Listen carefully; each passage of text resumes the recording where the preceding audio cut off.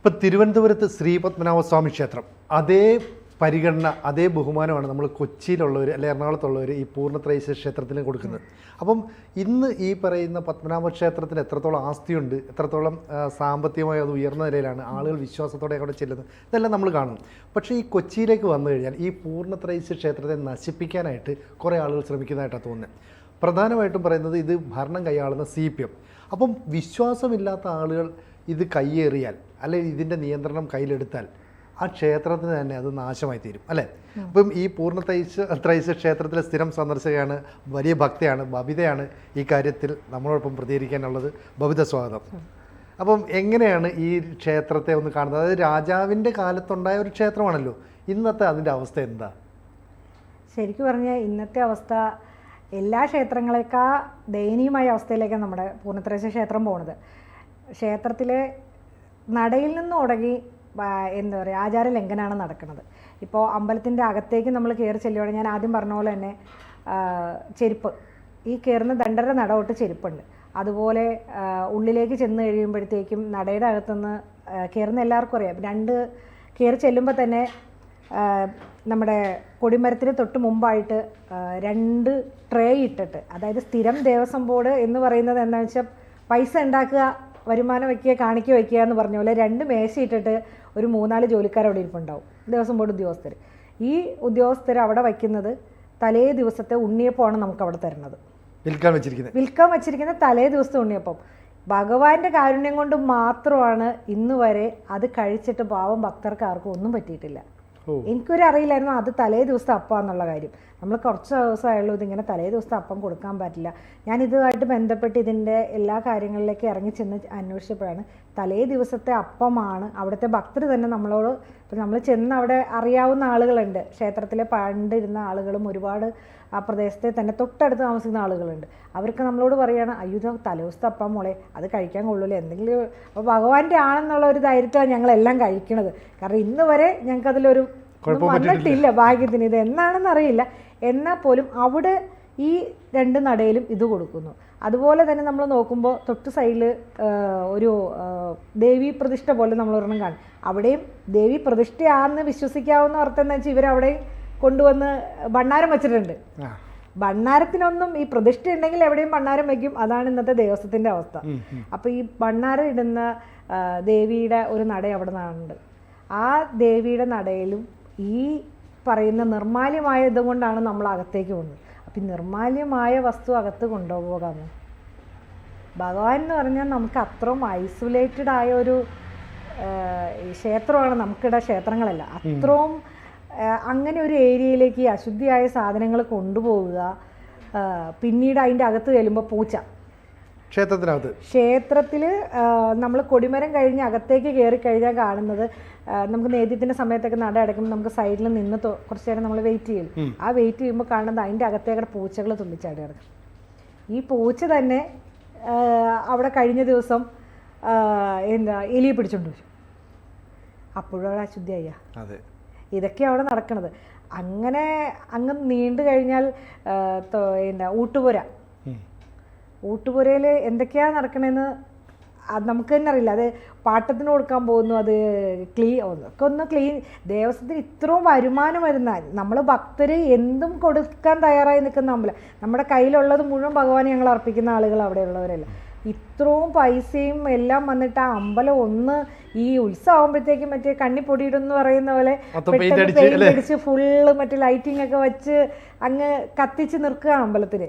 ആ ഒരു ഇത് പോകാണ്ട് ഇതെല്ലാം ഒന്ന് ഇത് ചെയ്ത് ഇതൊരു രാജകീയ ഒരു രാജാവാണ് അതിൻ്റെ ഉള്ളിലിരിക്കുന്നത്. ഇത് കഴിഞ്ഞെന്ന് പറഞ്ഞാൽ നമുക്ക് രാജാവാ ഭഗവാൻ ഇന്നും. ആ ഭഗവാനെ അത്രയും രാജകീയമായിട്ട് നമ്മൾ കൊണ്ടുപോകണം. അങ്ങനെ ഒരു വിശ്വാസം എനിക്കുണ്ട്. കാരണം ഭഗവാൻ രാജകീയമാകുമ്പോഴാണ് ആ രാജനഗരി എന്താ പറയുക അഭിവൃദ്ധിയായിട്ട് നിൽക്കുകയുള്ളൂ. അത്രയും ഒരു ഇമ്പോർട്ടൻ്റ് ഉള്ള ഒരു സ്ഥലം ഈ പറയുന്ന ദേവസ്വം ബോർഡ് ഭരിക്കുന്ന വിശ്വാസികളല്ലാത്ത ദേവസ്വം ബോർഡ് ഉദ്യോഗസ്ഥരുള്ളിടത്തോളം കാലം. ഇപ്പം നമുക്ക് ഷർട്ടിട്ട് അമ്പലത്തിൻ്റെ അകത്തേക്ക് കയറാൻ പാടില്ല. പക്ഷെ അവിടെ ഇരിക്കുന്ന ഉദ്യോഗസ്ഥരാരും ഷർട്ടിട്ടെന്ന് പറയുമ്പോൾ ഇനിയിപ്പോൾ പറയും അമ്പലത്തിൻ്റെ അകത്തല്ല, അത് കൊടിമരത്തിൻ്റെ അകത്തേക്ക് കഴിഞ്ഞതിന് ശേഷം അകത്തേക്ക് കയറുമ്പോൾ ഇവർ ഉദ്യോഗസ്ഥരല്ലേ, ഇവരെപ്പോഴും അതിൻ്റെ അകത്തിരിക്കുന്നവരല്ലേ, അവർക്ക് പെട്ടെന്ന് ഒരു ഒരു ഡ്രസ് കോഡൊക്കെ ഉള്ള സിസ്റ്റമാണ് ഇതെല്ലാം. ദേവസ്വം ബോർഡിനല്ല, ഇപ്പോൾ ഗുരുവായൂർ അമ്പലത്തിൽ നമ്മളെല്ലാവരും കാണാം, അവർക്കൊരു ഡ്രസ് കോഡ് ഉണ്ട് അവിടെ. ഈ ഒരു സിസ്റ്റം എന്തുകൊണ്ട് നമ്മുടെ ഇവിടുത്തെ ദേവസ്വം ബോർഡ്, പ്രത്യേകിച്ച് ഞങ്ങളുടെ പൂർണ്ണത്രേശ അമ്പലത്തിൽ ഇതൊന്നുമില്ല. വേണ്ട എന്ന് കുറച്ച് ആളുകൾ തീരുമാനം, അതായത് ഞങ്ങൾ ഇങ്ങനെ ചെയ്യൂ, നിങ്ങൾ വേണമെങ്കിൽ സഹകരിച്ചു. ചോദിക്കാൻ ചെല്ലുന്ന നമ്മളാരാവും? നമ്മളൊരു പരാതി കൊടുത്താൽ തന്നെ വേണോ വേണ്ടയോ, ഇപ്പം നമ്മളൊരു അപേക്ഷ കൊടുത്തു, നിങ്ങൾ തന്നില്ലെങ്കിൽ അങ്ങനെ പോവില്ലേ.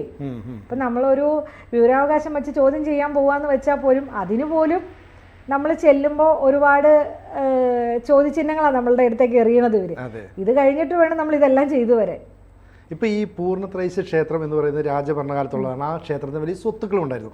ആ സ്വത്തിലൊരു ഭാഗം എടുത്തിട്ടാണ് നമ്മുടെ കേരളത്തിന് വേണ്ടി റെയിൽവേ ലൈനിൻ്റെ നിർമ്മാണത്തിന് വേണ്ടിയിട്ടൊക്കെ പൈസ ചിലവഴിച്ചത്. അപ്പോൾ അത്രയും അഭിവൃദ്ധിയുള്ള ഒരു ക്ഷേത്രം രാജ്യത്തിൻ്റെ നാടിൻ്റെ നന്മയ്ക്കായിട്ട് കുറേ കാര്യങ്ങൾ ചെയ്തു. അതിനുശേഷവും കുറേ സ്വത്തുക്കളും സമ്പത്തും ഒക്കെ അവശേഷിക്കണമല്ലോ. പക്ഷേ ഇപ്പോഴും ആ ക്ഷേത്രത്തിൽ ഒന്നുമില്ല എന്ന് പറഞ്ഞാൽ എവിടേക്കോ എന്തൊക്കെയോ കള്ളക്കളി നടന്നു എന്ന് വ്യക്തമല്ലേ?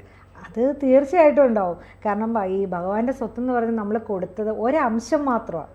അതായത് 15 നെറ്റിപ്പട്ടത്തിൽ 14 നെറ്റിപ്പട്ടം എടുത്തിട്ടാണ് നമ്മൾ റെയിൽവേ ഉണ്ട്. അത് കേരളത്തിലെ മൊത്തം ജനങ്ങൾക്ക് അന്നത്തെ മഹാരാജാവ് ചെയ്ത ഏറ്റവും വലിയൊരു കാര്യമാണ്. ആ ഒരു കാര്യം മാത്രം, അത് ആ 14 എണ്ണം എടുത്തിട്ട് മാത്രമേ ചെയ്ത്, ഒരെണ്ണം ഞങ്ങൾക്ക് ബാക്കി ഉണ്ടായിരുന്നു. നമ്മൾ അത് ഇട്ട് വരുന്ന, കാരണം നമ്മൾ നോക്കുമ്പോൾ വെച്ചാൽ തിളക്കമൊക്കെ കുറവാണ്, കാരണം വർഷങ്ങളുടെ പഴക്കമുള്ള സ്വർണ്ണമാണ് ആ ഒരു. പക്ഷേ അന്നും നമ്മൾ കുഞ്ഞായിരുന്നപ്പോൾ ഞങ്ങൾ എൻ്റെ നാട്ടിൽ നിന്ന് ഞങ്ങൾ വന്ന് അമ്പലത്തിൽ തൊഴാൻ വരുമ്പോൾ ഈ തൃക്കേട്ടപ്പുറപ്പാണ് അവിടെ നമുക്ക് മെയിൻ, ഈ ഉത്സവത്തിൽ മെയിൻ ദിവസം എന്ന് പറയുന്നത്. കാരണം ഈ വില്ലുമംഗല സ്വാമികൾക്ക് അന്നാണ് ദർശനം കിട്ടി. അപ്പോൾ ആ ദർശനം കിട്ടിയിട്ട് നമുക്ക് അവിടെ സ്വർണ്ണക്കുടത്തിൽ കീഴിടാവുന്നൊരു ചടങ്ങുണ്ട്. ആ ചടങ്ങ് തന്നെ ഇന്ന് എനിക്ക് തോന്നുന്നു ഒരു 80 ലക്ഷം രൂപ മേളിൽ ഇന്ന് വരുമാനം തന്നെ ഉണ്ടാവും. അപ്പൊ അത്രത്തോളം ഭക്തർ ആ ഒരു ദിവസത്തെ കാണണം എന്ന് ആലോചിക്കണം. അതാണ് ഇന്നിപ്പോ ഈ ഒരു അപ്പൊ ഈ ദേവസ്വം ബോർഡ് പൈസ ഉണ്ടാക്കാൻ മാത്രം ശ്രമിക്കുന്നു അല്ലേ? തീർച്ചയായിട്ടും ദേവസ്വം ബോർഡ് ചെയ്യേണ്ട ഒരു കാര്യം അവിടെ ചെയ്യുന്നുണ്ടെങ്കിൽ ഇങ്ങനത്തെ ഒരു അവസ്ഥ വരില്ലല്ലോ. ഇത് പെട്ടെന്ന് വന്ന ഒരു കാര്യമൊന്നുമല്ല. നമുക്ക് ഈ ക്ഷേത്രങ്ങളുടെ എന്താ പറയുക ആന അല്ലെങ്കിൽ മറ്റുള്ള പ്രശ്നങ്ങളെ, കാരണം ക്ഷേത്രങ്ങൾ നശിപ്പിക്കാൻ തന്നെ ഒരു കൂട്ടം ആളുകൾ കച്ച കെട്ടിയിട്ടുണ്ടെന്ന് നമുക്കറിയാം. അപ്പോൾ ഇത് സംരക്ഷിക്കേണ്ട ക്ഷേത്രപാലകർ തന്നെയാണ് ദേവസ്വം ബോർഡ്. ഈ ക്ഷേത്രപാലകർ ചെയ്യുന്ന കാര്യങ്ങൾ ക്ഷേത്രത്തിന് വേണ്ടിയിട്ടാണോ അതോ ഇവരുടെ ഈ പുറത്തുള്ള അജണ്ടകൾക്ക് വേണ്ടിയിട്ടാണോ എന്ന് എനിക്ക് മനസ്സിലാവണില്ല. കേരളത്തിലെ ഇപ്പോൾ ഇടതുപക്ഷം എപ്പോഴൊക്കെ ഭരണത്തിൽ വരുമ്പോഴും ഈ ദേവസ്വം ബോർഡെല്ലാം ഭരിക്കുന്ന അവരുടെ നോമിനികളായിരിക്കും. സ്വാഭാവികമായിട്ടും അവരിൽ 90% അല്ലെങ്കിൽ 99% വിശ്വാസികളല്ലാത്തവരാണ്. അവർക്ക് ഈ ബോർഡിന് വേണ്ടി പൈസ ഉണ്ടാക്കുക, സർക്കാരിന് വേണ്ടി പൈസ ഉണ്ടാക്കുക എന്നുള്ള മാത്രം. അപ്പം ഈ പറയുന്ന തൃപ്പൂണിത്തറയിലെ ഈ പൂർണ്ണത്രയീശ ക്ഷേത്രം എന്ന് പറയുന്നത് കേരളത്തിൽ തന്നെ അറിയപ്പെടുന്ന മഹാവിഷ്ണു ക്ഷേത്രങ്ങളിലൊന്നാണ്. അത്രയും പ്രശസ്തമായ ക്ഷേത്രത്തിലേക്ക് പുറത്തുനിന്ന് വരുന്ന ആൾക്കാർ അവിടെ വന്ന് തൊഴുന്നു, പൈസ കാണിക്കായിട്ടിടുന്നു, ഈ പറയുന്ന അവിടെ നിന്ന് അപ്പം ഉൾപ്പെടെയുള്ള നിവേദ്യങ്ങളൊക്കെ വാങ്ങിക്കൊണ്ട് വന്നു. അപ്പോൾ ശരിക്കും ഇങ്ങനെ ആളുകളെ പറ്റിച്ചാൽ എന്തുകൊണ്ടാണ് ഹിന്ദു സമൂഹം ഒന്നിച്ച് നിന്നുകൊണ്ട് അതിനെ ഒന്ന് എതിർക്കണം, ഈ രീതി പോയാൽ പറ്റില്ല എന്ന് പറഞ്ഞിട്ട് സംഘടിക്കാൻ പറ്റാത്ത എന്തുകൊണ്ടാണ്? അപ്പോൾ ഇല്ല, നമ്മളവിടെ സംഘടിക്കുന്നുണ്ട്. നമ്മളവിടെ പറയാവുന്നതിൻ്റെ മാക്സിമം ഇപ്പം ഞാൻ ഈ പറഞ്ഞ എല്ലാ കാര്യങ്ങളും ഓൾറെഡി കോടതിയിൽ കേസ് പോകുന്നതാണ്. എല്ലാത്തിലും കേസുണ്ട്. അവിടെ ആരും പ്രതികരിക്കാണ്ടിരിക്കില്ല. എല്ലാവരും കോടതിയിൽ വിശ്വസിച്ച് മാത്രം കാരണം ഹിന്ദുവിൻ്റെ അവസാന ആശ്രയം ഇന്നിപ്പോൾ കോടതി മാത്രമാണ്. പക്ഷെ കോടതിയും കൂടെ നമ്മളെ കൈവിടുന്ന അവസ്ഥയാണ് ഇപ്പോൾ വരുന്നത്. കാരണം ഇവർ കൊടുക്കുന്നത് ഇതനുസരിച്ചായിരിക്കും. കാരണം ഇപ്പം നമ്മൾ തന്നെ കോടതിയിൽ ഇരിക്കുന്നവരൊക്കെ എന്താ പറയുക, ഇത് തീരുമാനങ്ങൾ എടുക്കുന്ന ആ ഒരു സംവിധാനത്തിൽ ഇരിക്കുന്ന ആളുകളൊക്കെ ചിലപ്പോൾ ഇതിന് എഗനിസ്റ്റ് ആയിട്ട് നേരത്തെ കേസുകൾ ചെയ്തവരൊക്കെ തന്നെ അവിടെ ഇരിക്കുന്നത്. അവരുടെ അടുത്തേക്ക് ചെല്ലുമ്പോൾ ഇത് ഇങ്ങനെ തന്നെ വരുള്ളൂ. പക്ഷെ ഞങ്ങളെ സംബന്ധിച്ച് ഹിന്ദുക്കളുടെ അവസാന ആശ്രയം ഇന്നും നമ്മൾ വിശ്വസിക്കുന്നത് ഹൈക്കോടതി വിശ്വസിക്കുന്നു, സുപ്രീം കോടതി വിശ്വസിക്കുന്നു. അവസാന ആശ്രയമാണ് ഞങ്ങൾക്കിപ്പോൾ സുപ്രീം കോടതി. ഇതിൽ നിന്നെങ്കിലും ഞങ്ങൾക്കൊരു നീതി കിട്ടും. ഈ വർഷം ഇപ്പം എന്തായാലും ഇങ്ങനെ ഞങ്ങൾക്ക് നടന്നു പോകും എന്നുണ്ട്. പക്ഷെ അടുത്ത വർഷം ഞങ്ങൾക്ക് പഴയ പോലെ തന്നെ എങ്കിലും ചെയ്യാൻ പറ്റണം. അതിനുവേണ്ടി ഞങ്ങൾ ഇന്നേ ചെയ്യാൻ തയ്യാറായിട്ട് നിൽക്കുക. പക്ഷെ ഈ വർഷം ഞങ്ങൾക്ക് ഇപ്പോഴും മനസ്സുകൊണ്ട് നമുക്ക് അംഗീകരിക്കാൻ പറ്റണില്ല. തൃക്കേട്ടയ്ക്ക് നിൽക്കുമ്പോൾ നമ്മുടെ ഈ ലാസ്റ്റ് മൊമെന്റിലാണെങ്കിൽ അവസാന ദിവസം തൃക്കേട്ടയ്ക്ക് ഭഗവാൻ നിൽക്കുമ്പോൾ അവിടെ ആ 15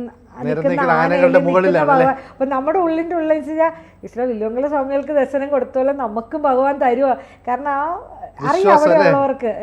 കാരണം ആ ഒരു കോലത്തിൻ്റെ ഉള്ളിൽ ലൈറ്റ് അടച്ച് ചെയ്യുമ്പോഴത്തേക്കും എന്താ പറയുക, ഇതിൽ നിന്നുള്ള നമ്മുടെ മനസ്സിലത് രൂപം ഇങ്ങനെ തെളിഞ്ഞു വരികയാണല്ലേ. വരുവാണ്. അപ്പൊ അങ്ങനെ ഓടിക്കളിക്കുന്ന കൃഷ്ണ, കാരണം അവിടെ കുറേ ഉണ്ണിക്കണ്ണന്മാർ ഇഷ്ടംപോലെ ഉണ്ട് അവിടെ.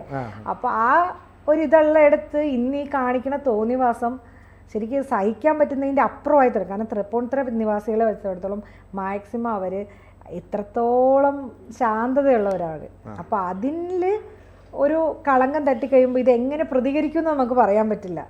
ഇപ്പോൾ ഈ കോടതി പറയുന്നതനുസരിച്ച് ഇപ്പോൾ 22 മീറ്റർ ദൂരത്തിൽ ആനകളെ നിർത്താൻ പറ്റും, അല്ലെങ്കിൽ 3 അടി അപ്പുറം നിർത്തണം, ആനകളുടെ ഒരു സുരക്ഷിതത്വം നോക്കണം, ജനങ്ങളുടെ സുരക്ഷിതത്വം നോക്കണം, പിന്നെ ആ ക്ഷേത്രത്തിൽ എത്രത്തോളം സ്ഥലമുണ്ട്, സ്ഥലപരിമിതി നോക്കണം, ഇതൊക്കെ പറഞ്ഞിട്ടാണ് ഇപ്പം ഈ ഒരു കാര്യം വന്നത്. ഇപ്പോൾ ഈ പൂർണ്ണത്രയീശ ക്ഷേത്രത്തിലെ ഉൾപ്പെടെയുള്ള പല കാര്യങ്ങളും ഇപ്പോൾ നമുക്ക് തൃശ്ശൂർ പൂരം അലങ്കോലപ്പെട്ട ഉൾപ്പെടെയുള്ള കാര്യങ്ങൾ അറിയാം. ഇനിയുള്ള ദിവസങ്ങളിലും ഇങ്ങനെ ചെയ്യാൻ പറ്റിയില്ലെങ്കിൽ സ്വാഭാവികമായിട്ടും ഈ ഭക്തജനങ്ങൾ പ്രതികരിച്ച് വന്നാൽ കോടതിക്കും ആ നിലപാട് മാറ്റേണ്ടി വരും. കാരണം കോടതി പറഞ്ഞത് അനുഷ്ഠാനങ്ങളിൽ യാതൊരു മാറ്റവും വരുത്തണ്ട, പക്ഷേ കുറച്ചു കാലം മുമ്പ് തുടങ്ങിയ ഒരു ആചാരമാണെങ്കിൽ അതിനെ മാറ്റാം. അപ്പോൾ പൂർണ്ണത്രയീശ ക്ഷേത്രത്തിൽ ഈ 15 ആനകൾ നിൽക്കുന്നത് കുറച്ചു കാലം മുമ്പുള്ള ഒരു ആചാരമാണെന്ന് വരുത്തി തീർത്താൽ അപ്പോൾ കോടതിക്ക് ഇടപെടാം. പകരം ഇതൊരു ചരിത്രാതീത കാലം മുതലുള്ള അനുഷ്ഠാനമാണെന്ന് പറഞ്ഞാൽ കോടതിക്ക് ഇടപെടാൻ പറ്റില്ല. അങ്ങനെ തെളിയിക്കാൻ പറ്റുമോ ഈ ഭക്തജനങ്ങൾ? തീർച്ചയായിട്ടും പറ്റില്ലേ. ഈ വില്ലുമംഗല സ്വാമികൾ എന്ന് പറഞ്ഞ സങ്കല്പമല്ലല്ലോ. ഇതിവിടെ വില്ലുമംഗല സ്വാമികൾ ജീവിച്ച കാലഘട്ടം നോക്കൂ. ആ സമയത്ത് അദ്ദേഹം അവിടെ തൊഴുതിട്ട് ഇറങ്ങുമ്പോൾ ഭഗവാൻ അവിടെ ആനപ്പുറത്ത് 15 ആനപ്പുറത്ത് ഉണ്ടെങ്കിൽ ഇത് അതിനു മുമ്പ് നടന്നിരുന്നതല്ലേ. അപ്പം അത് ഈ അതായത് ഈ സമയത്ത് നമ്മൾ ഭരണകാലത്താണ് ഈ 15 നെറ്റിപ്പെട്ടുണ്ടായിരുന്നത്. അപ്പം അത് ആ തലമുറയ്ക്ക് മുമ്പുണ്ടാക്കിയതായിരുന്നില്ലേ. ഇപ്പൊ ഇന്ന് അവിടെ അമ്പലത്തിൽ കാണുന്ന സ്വർണ്ണം ഉൾപ്പെടെയുള്ള മാറ്റു കുറഞ്ഞു എന്ന് പറയുന്നുണ്ട്. ഇതൊക്കെ എങ്ങനെ മാറ്റു കുറയുന്നു എന്ന് എനിക്ക് മനസ്സിലാവണില്ല. ഏത് ഓഫീസർ വന്നാലും ഈ വിശ്വാസികളല്ലാത്തവരാണ് ഈ ഓഫീസർമാരല്ല. ഇവരൊന്നും ചെക്ക് ചെയ്യണമെന്നൊന്നുമല്ലല്ലോ, എല്ലാം മാറ്റു കുറഞ്ഞതാണ്. എന്തിപ്പോൾ നിങ്ങളത് അന്വേഷിച്ചറിയാം, ഭഗവാന്റെ സ്വർണ്ണം എല്ലാം മാറ്റു കുറഞ്ഞതാണ്. പക്ഷെ ഈ സെയിം സാധനം തന്നെയായിരിക്കും രാജകുടുംബത്തിലിരിക്കുന്നത്, അതിന് മാറ്റു കുറയണില്ല. ദേവസ്വം അമ്പലങ്ങളിലും ക്ഷേത്രങ്ങളിലും കൊണ്ട് ഉള്ളിലിരിക്കുന്ന എല്ലാം മാറ്റു കുറഞ്ഞ സ്വർണ്ണങ്ങളായിരിക്കും. പക്ഷെ അന്നത്തെ ഇപ്പം തിരുവനന്തപുരത്താണെങ്കിലും നമുക്കറിയാം ഭഗവാന് മുന്നിൽ വെക്കുന്നത് രാജകുടുംബം സമർപ്പിച്ചതുണ്ട്, ഇത് പ്യൂറാ. പക്ഷേ തിരുവനന്തപുരം സംബന്ധിച്ച് അവിടെ ഉള്ളതെല്ലാം സത്യമെന്ന് അവർ അംഗീകരിക്കുന്നുണ്ട്. എന്തുകൊണ്ട് പൂർണ്ണത്രയീശന്റെ സ്വർണം മാത്രം, അല്ലെങ്കിൽ ഭഗവാന്റെ ഇപ്പം ഈ നമ്മളീ പറയുന്നത് 1% മാത്രമാണ് ഭഗവാന് 14 നെറ്റിപ്പെട്ടേ നമുക്ക് പോയിട്ടുള്ളൂ. പക്ഷേ ഭഗവാന്റെ ബാക്കി ഭൂസ്വത്തെവിടെ? കണക്കുണ്ടല്ലോ. അതായത് അന്നത്തെ കാലഘട്ടത്തിലെ ഭഗവാന്റെ സ്വത്ത് എന്ന് പറയുമ്പോൾ എന്തായിരിക്കും? അന്ന് വടവുകോട് എന്ന് പറഞ്ഞാൽ നമ്മൾ അടുത്തുള്ളൊരു സ്ഥലം തന്നെയാണ്. അവിടെ ഉണ്ടായിരുന്നു ഭഗവാന്റെ സ്വത്ത്. ഇന്ന് ആ സ്വത്ത് എവിടെ പോയി?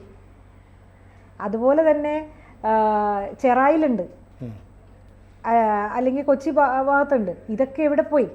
ക്ഷേത്രത്തിന് ചുറ്റും ഇപ്പോൾ ഇങ്ങനെ മുട്ടിയാൽ തുടർന്ന പോലെ ഫ്ലാറ്റുകൾ. ഇതൊക്കെ എവിടുന്ന് വന്നു? ഇതൊക്കെ ഭഗവാന്റെ സ്വത്തല്ലേ. ഇതൊക്കെ നമ്മൾ എങ്ങനെ ഇതൊക്കെ ഇവരുടെ കയ്യിലെത്തിയെന്ന് അറിയില്ല.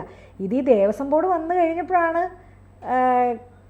കാലങ്ങളായിട്ട് ഇപ്പം അങ്ങ് കൊടുത്തുപോയി, അവർ വെച്ചു. ഇപ്പം ഇത് വച്ചിരിക്കുന്ന ഏതെങ്കിലും പാവപ്പെട്ട മുതലാളിമാരായിട്ടുള്ള ആളുകളായിരിക്കും. അവർക്കിപ്പോൾ നമ്മളിതെന്ന് പറയുമ്പോൾ ഒന്നും വിശ്വസിക്കണമെന്നില്ല. ഇതൊക്കെ എന്താ കാണിക്കണമെന്ന് ഇതിൻ്റെ എല്ലാം പുറകിൽ ഒറ്റ ഇതോളം വിശ്വാസികളല്ലാത്ത ദേവസ്വം ബോർഡുകാരാണ്. അപ്പോൾ കൊച്ചി കഴിഞ്ഞാൽ തൊട്ട് അടുത്ത് കിടക്കുന്ന തൃപ്പൂണിത്തുറയാണ് അനുദിനം വളർന്നുകൊണ്ടിരിക്കുന്നത്. അപ്പോൾ ഈ ഫ്ലാറ്റുകളും മറ്റ് ബിൽഡിങ്ങുകളും ഒക്കെ നിർമ്മിച്ചുകൊണ്ട് ഈ പൂർണ്ണത്രയീശ ക്ഷേത്രത്തിൻ്റെ ഒരു പ്രസക്തിയെ തന്നെ ഇല്ലാതാക്കാൻ ആരൊക്കെയോ ശ്രമിക്കുന്നു. ഒപ്പം ഈ പറയുന്ന തിരുവനന്തപുരത്ത് ശ്രീ പത്മനാഭസ്വാമി ക്ഷേത്രത്തിൻ്റെ പോലെയുള്ള ആ പ്രൗഢി തിരിച്ചെടുക്കാൻ ഇനി ഈ പൂർണ്ണത്രയീശ ക്ഷേത്രത്തിനോ അല്ലെ ആ ക്ഷേത്രത്തിന് വേണ്ടി നിലകൊള്ളുന്ന ഭക്തർക്കോ കഴിയുമോ എന്നുള്ളത് നമുക്ക് കാത്തിരുന്ന് കാണേണ്ടതാണ്. ബബിതയെ പോലെ ഉൾപ്പെടെയുള്ളവർ അതിനുവേണ്ടി പരിശ്രമിക്കും. നമുക്ക് ഫലം എന്താണെന്ന് കാത്തിരുന്ന് കാണാം. കൂടുതൽ വാർത്തകളും വിശേഷങ്ങളും നിങ്ങളിലേക്ക് എത്താൻ ABC മലയാളം സബ്സ്ക്രൈബ് ചെയ്യുക, ബെൽ ബട്ടണും അമർത്തുക.